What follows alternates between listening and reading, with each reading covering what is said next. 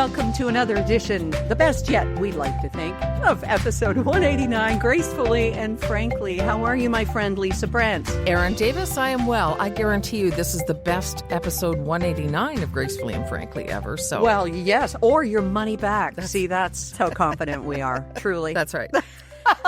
So what's going on with you? You've got some animal tales. What is this about seeing your first whale off Pender Island? Oh, we finally did, Lisa. We got off the ferry from Swartz Bay, which is near Sydney, British Columbia, on what we call the Big Island, Vancouver Island. And all of a sudden, my WhatsApp starts to ping, and there's sightings of a whale or whales. And it's here. It's at Boatnook. No, it's not. Now it's going near Thieves Bay. So back in the car. And this is with our sister-in-law from Kingston. So she automatically thinks we're nuts. But we get back in the car, go to Thieves Bay, and there were a whole bunch of us sitting there on rocks waiting to see, hopefully, whales. And, of course, the first thing you look for, because you and I went whale watching off Qualicum. Yes, a little up island on Vancouver Island a few years ago. Those photos keep popping up. Yeah. So, you see the spout first. You see the plume of mist. And that's what we saw. And I got a good shot of that. And then eventually just a tail way off in the distance. But finally, I can say I've been in BC for 10 years. And except for going on that whale watching trip, I've seen my first whale in the wild. So yay. Were these orcas or humpbacks? They were humpbacks. It was a humpback. Oh. Yeah, it was. Very cool. Yeah, Very cool. It might have been the Loch Ness Monster. It was so far away, but at least I can say I did it. But I did go swimming in Magic Lake, the lake that first entranced you and me when first we saw Pender a couple of years ago. So, and I have some neighbors, and I said, "You want to go swimming?" And she said, "Oh, I'm kind of ooky if I can't see the bottom of the lake." And I'm like that too, but in this case, I didn't care. And it's kind of freeing to just say, well, I don't care what's down there. I'm just going to go swimming. And I did. And I put my head under and I just did the breaststroke for a while. And it was wonderful. It was embracing summer, embracing life. Oh, that's wonderful. I actually like it when I can't touch the bottom and don't know what's underneath me. Huh. What I don't like is getting back up on a dock. Hauling up on the ladder, that whole thing? Any of that stuff. Once you've seen a dock spider, I think if you don't like spiders, I'm done for lake swimming. I'm sorry, folks. Was the water warm? Not as warm as I like it, which is, near 90 degrees Fahrenheit, but it was fine. It was really good. Okay. Magic Lake isn't a bathtub, in other words. All right. Yes, yeah, exactly right. Awesome. I have another animal story for you. And good. When my sister told me this story, Lisa, I was peeing myself laughing because this is so Leslie. So Leslie lives in West Kelowna, which thankfully has not been affected this year. They seem to be safe. And one of her concerns was, well, if we evacuate, we're going to be fine. But we have a dog, we have a cat, and we have 3 chickens. Okay. So this is Leslie to a T. She's always trying new things. She and her husband have got this backyard garden to die for. And they bought these 3 little chicks from a kind of a chain feed store around BC called Buckerfields, which I think is a funny name anyway. Yes. No, you and your Buckerfields. Anyway, so she buys these 3 chicks. And all along, she has been so in love with these 3 girls, Peanut, Corky, and Gladys. And they cuddle them. They don't kiss them. They know that kissing chickens is not only weird, but it's also dangerous for things you can catch. But they've been in the house and they've been nurtured and they've been loved. Well, they're growing and they're growing their grown-up feathers, and that's wonderful. And then one day, Leslie hears a sound. And it's a sound that absolutely nobody with 3 chicks wants to hear. It's not a fox. It's not a bear. Okay. It's what sounds like crowing. She's got herself a baby rooster. Now, I know, and this is when I started laughing. I went, oh my God, so what do you do with a rooster? And she said, well, apparently when they sex the chickens, they guarantee 98% they're going to be right. Well, guess what?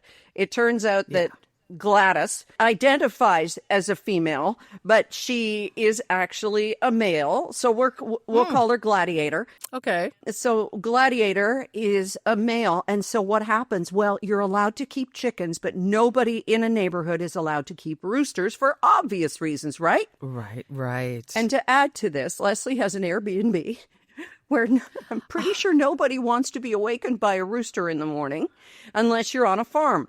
And her neighbor now has an Airbnb. So she doesn't know what to do. So what would you do? You go back to Buckerfields and say, do you want your rooster back? And they say, well, we'll take him, but he's going to be culled, which sounds like killed. Because that's what it is. They don't send them to a nice farm to live out his happy days with other chickens.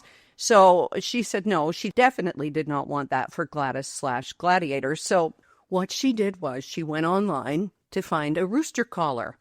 And these are not zappers, so don't worry about that. They're not zapping roosters when they do what nature wants them to do at the crack of dawn. What they do is they're almost like if you picture a choker, but not choking, but you know what I mean? Like Cleopatra would wear. Yes, that holds your throat. And so this was to keep Gladiator from making a full crowing sound. So with this Amazon or Temu, knowing Leslie, collar, here's what it sounds like.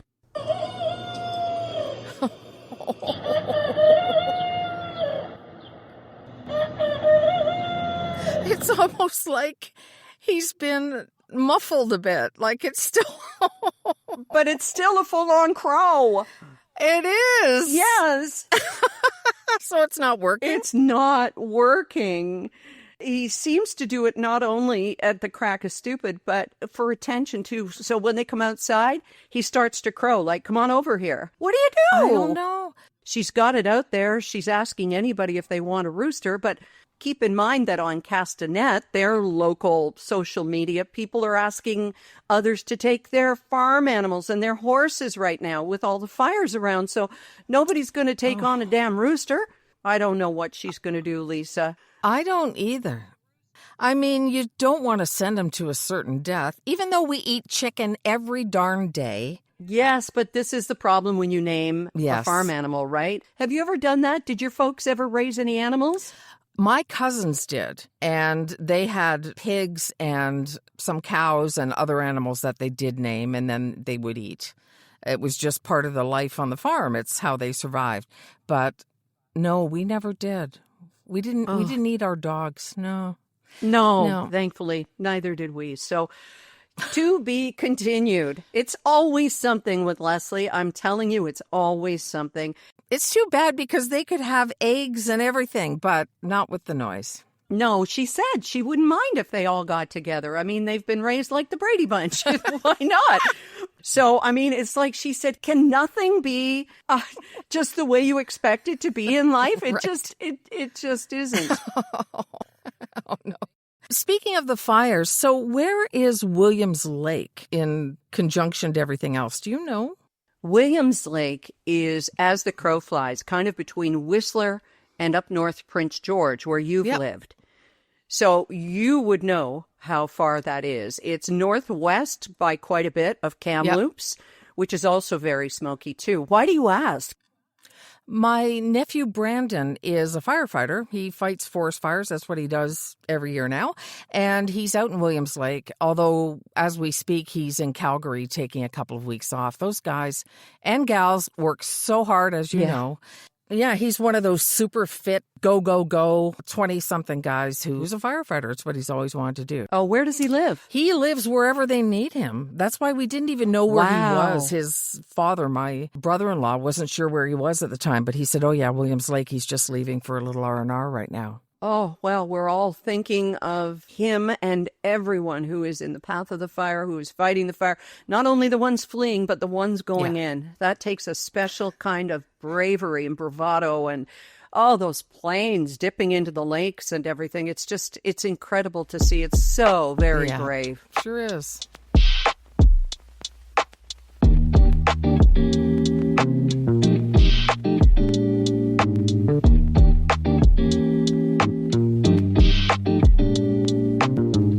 seen on our Gracefully and Frankly Facebook page. Lisa, I think you posted this. It was a lovely link from our friends at envypillow.com. And I say friends, and we mean it. Kathy and Kim, they're just two stand-up women. When they're not lying down and enjoying their sheets and their pillows, they do their best work in bed. They do. They shared this lovely photo of you, which I remember, and just talked about how their affiliation with you specifically and with our podcast is just something they're very proud of, and we're very proud of it too. So yeah, I wanted to make sure that everybody saw it, and to know that we would never talk about something in such glowing terms unless it was something we used ourselves and truly believed in. And that's the Envy Pillow, absolutely. It is the Envy Pillow. I have next to me here in the cabin the Envy Pillow mask. The sleep mask is like a pillow for your face, but not in a dangerous way. It's just thick and black, and it's copper and silk, and it just blocks out all the light, which of course we have plenty of here with no window coverings. Boy, do the neighbors love that. But it also is good for your skin because of the copper that's in it. It's so from eye masks to sleep sets to travel pillows and home pillows, they've got you covered literally. And their guarantee covers you even further. And you can find out more. Do go to envypillow.com to learn about their complete line of wonderful Canadian products. ENVY, V as in the shape of the pillow, envypillow.com. GF is a code that will get you 10% off your purchase. We came across something wonderful on Threads. Her handle is Meemaw_talks. Meemaw is kind of a southern name for grandma. Anybody who watches Big Bang Theory knows Meemaw, for sure. Okay, yeah. Good. Okay. And this woman says she's 64, and you and I are going to be 64 this fall, and asked an 86-year-old woman who is absolutely full of life and joy, who is celebrating her birthday, how she got this way and her wisdom for life. And the things she came up with were so good that we were here just transcribing, typing away so that we could share them with you here on Gracefully and Frankly. How about the first one, Lisa? That one landed really, really solidly with me. Me too. Have something that still needs you, whether it's plants in a garden or a pet or a friend who counts on you to help them or some sort of project that people are counting on, something that gives you a reason to get up and be part of every day. Make friends of all ages. This is so important because every generation brings something different to your life. And don't let your world get smaller just because you're getting older. You have to surround yourself with younger people too, or you're going to see all your friends passing away before you do. And it's so isolating and so depressing and so sad. Rob's been going through that with his hockey friends. Yeah. You've got to find younger friends. Your children are supposed to build lives that don't revolve around you. You did a good job because you raised them to have lives of their own. Let them do that and make sure to keep building one of your own too. That's right. It's so easy to sit and think, why aren't they calling me? Why don't they text me? But, you know, the phone works both ways. You can call them too. And there's a lot of people who say, oh, you're so busy. Or in my mom's case, it would be, well, I never know when you're sleeping. I'm sure your mom did that too because we had weird hours. The time. And I used to say to her, Mom, my ringer is off. Yep. If somebody calls and wakes me up, that's my fault. Right. The whole world doesn't have to change because of my hours. Yep. If I don't want to answer the phone, I have my ringer off. So call anytime. Yeah, and leave a damn message. Yeah. Like, don't just call and go, uh-oh, Mom called. Something's gone wrong. Yeah. Okay. Take pictures of ordinary days and say the good things while people are still here. Don't save the stories or compliments or the I love yous for when somebody's gone, because the ordinary days, those are the days you're going to miss the most. It's so true. You know, my stand-up comedy interest, I was watching a podcast with a couple of old grizzled stand-up comics, and they were talking about how they told each other they loved them recently. And these are guys you would never, ever think, but it's like, you know what? Time's a-wasting. Like, do it now. And I thought, how good on you, these guys in their 60s. Just so wonderful.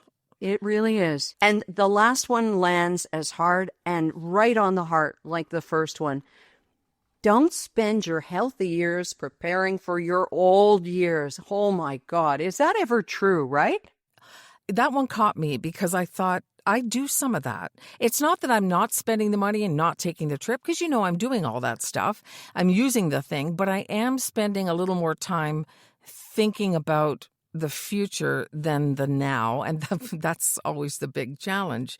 Use the body you've got while you've got it. Don't get so busy preparing to be old that you forget to live while you're still able to. I know a man who is 86, and he is still in pretty good shape, and he's got more money than you can imagine, and all he does is think about money and what everything costs. Oh, and I no. think, yes, what a sad situation. So he's hoarding, hanging on to it and not doing anything with it because of, I don't know, growing up through the Depression. It's not the now. That's not what his now is. And I think that's what this is about. And I know I can take a lesson from that too. So how would Derek be if you wink, befriended this man, Lisa, and show him how to spend money and have a good time?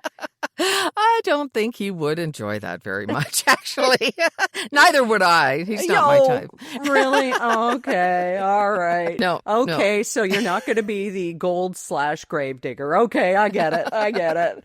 Oh my gosh. But seriously, that is just all such good wisdom. Live in the now. But now, of course, people are thinking, yeah, well, it's fine to say that and spend all your money, but someone's going to have to pay for your senior years. You don't want to run out of money when you're 110 or something, Well, nobody said be irresponsible. They just said, if you can, do what you want to do now. I'm even thinking about travel. Like, we should do it while we can, because nobody knows. You don't know when you're 30, but when you're 63, almost 64, it's something you do need to think about sometimes. So yeah, we've got to get out there and do more. I think about travel all the time. Mostly I think about you getting on a plane and coming here to Victoria so we can spend some time together. Yep. And you know what? We want to thank Patty Elizabeth in Blackstock because we can hear the percolator.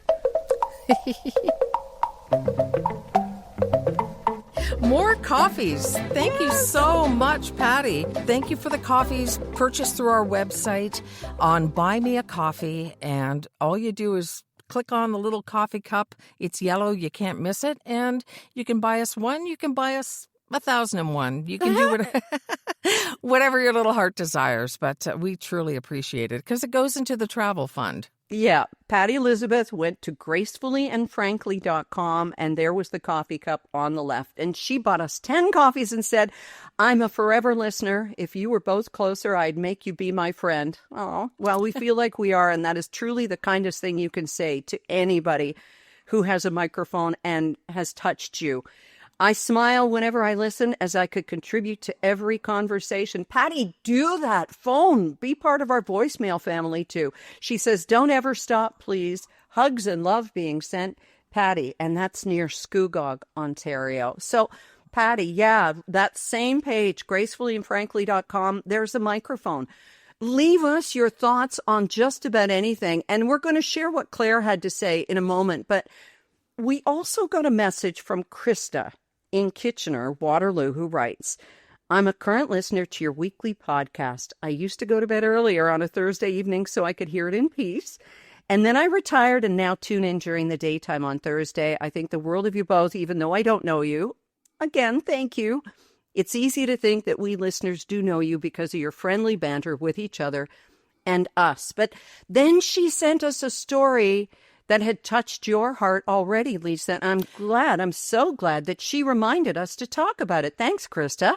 There's this man named Paul Jenkinson, and she said she got onto Facebook. It's about him, a retired social worker from Nova Scotia. He's 71. He went through a divorce and the death of his daughter and found himself alone, so he came up with a plan.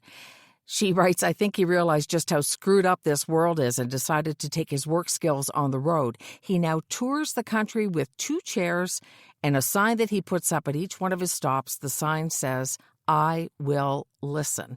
People sit down in the chair and talk with him. And she says, the country needs more like this gentle soul. I thought this might be a good topic for you. I remember reading about this man and thinking, if ever, touch wood that it doesn't happen, but if ever it happens that I find myself alone in the world, this is something I would love to do because people are interesting and they need someone to talk to sometimes, somebody who's not invested in the situation and can be objective and even just maybe to vent. Oh, I think it would be fantastic. And you'd think it might be about politics or whatever, but people talk to him about everything. Yeah. You'd confess something to a stranger that you wouldn't confess or talk about sometimes to a family member. It's almost social media made real, except you're talking one-on-one to a real human being. Who really cares. He knows the value of people. And really, I believe everybody has a story, not just because of the song, but everybody has a story that's worth hearing and that's different and that's particular to them. And pretty fascinating stuff. So, yeah, good for you, Paul Jenkinson. And thank you so much, Krista, for sending the note and reminding us about him. A note and a nudge. We do love it. Yeah. And you wrote a few weeks back about the rare kindness conundrum. That was touching. Now, Lisa writes a blog a couple times a week, and I do once a week. And you can always find a link on our Gracefully and Frankly Facebook page. But what is the rare kindness conundrum? I made it up. Yeah! It's about doing something kind, but having your brain almost stop you being concerned about how someone will react. I recently sent a woman who was an author on Threads and writes about grammar and all sorts of stuff. And I sent her just a quick note to say, hey, you had a little grammar issue in your post. She had just posted it, trying to be kind. And I ended up with a rant back, and it didn't go well. Let's put it that way. She didn't take it well. She called you the internet grammar police or something? Yeah, she said you should relieve yourself from being the internet grammar police. And I was just writing to her, trying to help her because it was in the moment. Right. And I thought she'd care. And she's like, who cares? Blah, blah, blah. And she went on and on and on. And I thought, okay, the proper response is thank you, even if you don't care. I didn't do it publicly. I went to her privately. I mean, but this woman, she couldn't see all that. Right. So obviously it struck a nerve or bothered her or something. And I even said to her, I'm just trying to help. So what it reminded me of was the first time my mother bought a coffee for someone behind her in a drive-thru, and the guy chased her down. And that was the conundrum, was that, you know, somebody reacting badly to something kind. So the guy chased her down and got her to pull over. And said, oh, I don't know you, do I? Why are you doing this? And all that kind of stuff. My poor little mother was just shaking and in tears. Oh. It didn't stop her just because one person was a bit of a jerk. Yeah. So that's all it was, is that, you know, you just don't know how someone's going to behave. 99.99% of the time they get it. But you occasionally hit on the one person who has no emotional intelligence, or who knows what's going on in their world, and they act a little bit weird. Wow. Mom swore at the time. She said, I'm never going to do that again. But she did. She did it many, many, many times, and it was always great. Oh, thank God. Yes. Oh, that's awful. Oh, I know. It's just that things come through everyone else's filter. And maybe he was tired of feeling like a charity case in his own life, or this woman was mortified that she'd made a mistake when she is supposed to be a grammar maven. Right. And that's how she reacted. Yep. You and I do that for each other all the time. It's just like, hey, doll, which is what you call me. I love that. Hey, doll, you maybe wanted to say this, or you missed an apostrophe or something, and I'll go, ah! And I have to go back and fix it because you and I know each other. We want to get it right. Right. And you will say, oh, in your blog, you've got this or whatever. And it's like, eek. You know, after 7 revisions, sometimes you miss things. And yeah. So with her being a stranger, I tried to be super delicate about it, but it doesn't matter. I don't care. I blocked her. We go on with life. Yeah, and you and I are the kind of friends who will tell each other our crowns are crooked without telling the world, right? Right. Straighten each other's crowns. Exactly.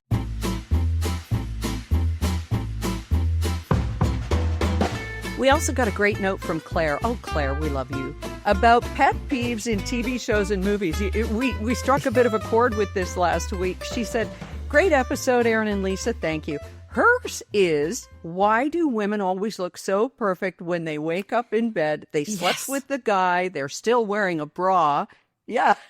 Well, now that is only because they have a no nudity clause in their contract as an I actor. do too. You see? What a coincidence. It is real life. Yeah, anyway. Lisa, I've never noticed the car door slamming. Yeah, Lisa's whole thing last week was, the cops are on a takedown. They finally got the mark. They pull up. Headlights are off. They get out of the car. They're about to take the guy down, and they slam the car doors. They might as well, hit the remote and go beep, beep to make sure that it's locked. But she says, you can bet I will be keeping an eye on that now, too. So, and she also says something about kids' birthday parties. Oh, they're too elaborate these days. You bet I would never let my kid go to one if I had to pay for their extravagance. My first party was when I turned 9 years old. We had hot dogs, and that was it. But you remember the fun you had, and that's just it. It's about having everybody around and paying attention to you. Really. Well, exactly. You get your day, especially if you have other siblings or something. It's nice to have your day. Yeah. And you know what? We love to give you the spotlight, too. Just reach us through our Gracefully and Frankly Facebook page or email us, gracefullyfrankly@gmail.com. Best of all, though, the best way is to go to gracefullyandfrankly.com. I know this is a lot of Gracefully and Franklys, but just, get it in your head because it took us a while, too. You look down on the right of the microphone and let her rip. I know it can be nerve-wracking, but we will make you sound as perfect as you want. So try as many times as you need, okay, please? Before we get to twits, I had an idea that the twit would be something to do with the child that threw a tantrum on the Porter flight, causing the entire flight to not leave and turn around and all that. But you know what? There's got to be something to that story that hasn't been released, because why was the whole plane emptied instead of just the family removed? And why wouldn't a young kid be able to be restrained and have a seatbelt put on them? And so it feels like there's something missing in that story, and it's not something to make fun of, really. I agree. Now, this story has swept at least North America. It was in the New York Times the other day, so it's big.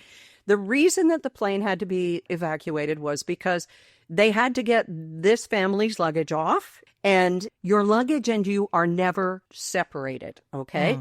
In this case, once they got their luggage off, they'd had to take all the luggage off, and then they ran out of time because Victoria doesn't allow takeoffs after a certain time. So what if this child is neurodivergent? Yes. You can have a child who has behavioral issues and isn't just a spoiled brat who's tired and won't sit in their seat because mommy and daddy don't want to embarrass them or don't want to do this or don't want to do that. You can be absolutely positive the parents were as mortified as could be because their child perhaps just wasn't emotionally prepared for what this was going to mean. And of course, at the end of the day, it's near midnight. They were just at the end of their rope. Right. And you add in anxiety. Maybe they don't fly a lot. There's so many different things that could be affecting that. So, yeah, the longer you look at the story, the more layers it has. And, well, it's like an onion. Just layer upon layer upon layer. And it kind of stunk for all the people on the flight. Yeah, well, it made enough people cry that they had to spend an extra night. I mean, Victoria and especially Sydney, where the airport is located, is a lovely place to be waylaid. But, okay, so this was an unusual thing that happened, and it's so easy to turn around and say, what about these idiot parents? But it was so much more than that, you can be sure. So we are now moving to a different gate for today's twits. As a matter of fact, we're heading back to the Okanagan. Are you ready? Yes. It's time for This Week in Totally Stupid or Twits. Oh, bless your heart. I think you might have tried to harmonize there. Yeah, tried. Yeah. Okay. All right. I could auto-tune, but why bother? That's right. We're being authentic here. Don't make me sound like I can actually sing. This is something that is definitely happening, and I would love to see people fined until they couldn't afford groceries. Okay. People boating on the Okanagan when firefighter heroes are trying to scoop water to help put out the wildfires all around them. But this boating season, it's my right. I have a boat. It's my right. I bought property here. There are folks with drones getting in the way, and there have been some near hits. I mean, for heaven's sake, get out of the way. They are trying to save people's lives. Yeah. What don't they get, Lisa? I don't know. It's got to be entitlement. That's all it can be. So there we go.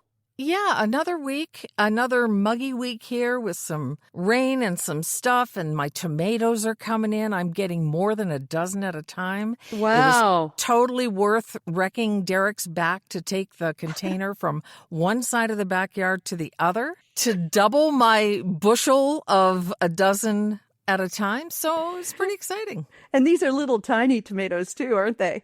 They're on the small side. Yeah, they're cherry tomatoes, yes. Okay, they're meant to be. Yeah, okay. So we put them in everything. We're just so overwhelmed with them. So, yeah. Oh, my goodness. Well, that is truly lovely. At least you're not raising chickens and finding out you have a rooster. No drama with your neighbors this week? No, everything's quiet there now. There's a wonderful woman staying there, and she came to a market we were in and brought us breakfast just out of the blue, and just a lovely woman, so we're very happy.